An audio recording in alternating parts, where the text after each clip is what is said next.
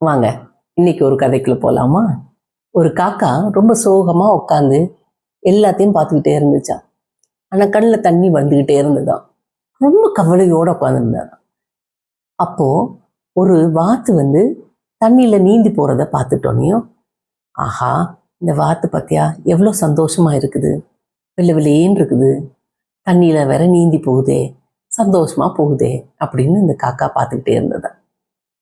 சரி, பார்த்துக்கிட்டு போய் கேட்போம், எப்படி இருக்கிறீங்க அப்படின்னு கேட்கலான்னு போச்சா.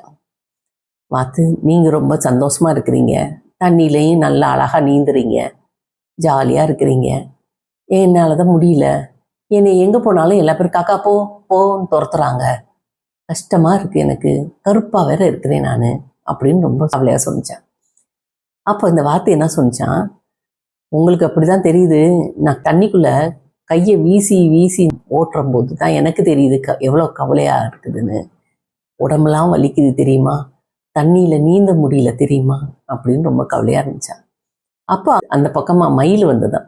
அந்த மயிலை பார்த்தோன்னே, பார்த்தியா மயில் தான் ரொம்ப சந்தோஷமாக இருக்குது, தோகையை நல்லா விரித்து ஆடிக்கிட்டு சந்தோஷமாக இருக்கே, கலர் கலராக விரைக்கையெல்லாம் இருக்கே அப்படின்னு சொல்லிட்டு போய் கேட்டாங்களாம்.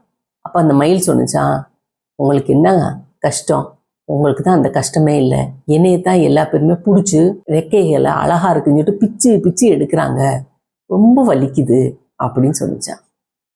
அப்புறம்தான் காக்காக்கு புரிஞ்சுதான், ஒவ்வொருத்தவங்களுக்கும் ஒவ்வொரு பிரச்சனை இருக்குது, நம்ம நினைக்கிறோம் நமக்கு தான் பிரச்சனைன்னு, ஆனால் உலகத்தில் எல்லா பேர்த்துக்கும் அவங்கவுங்களுக்கு அவங்கவுங்க கவலைகள் இருக்குது. அதனால் நம்ம கவலைப்படக்கூடாது, வாழ்க்கையில் முன்னேறணும், இருக்கிறத வச்சு வாழலாமா?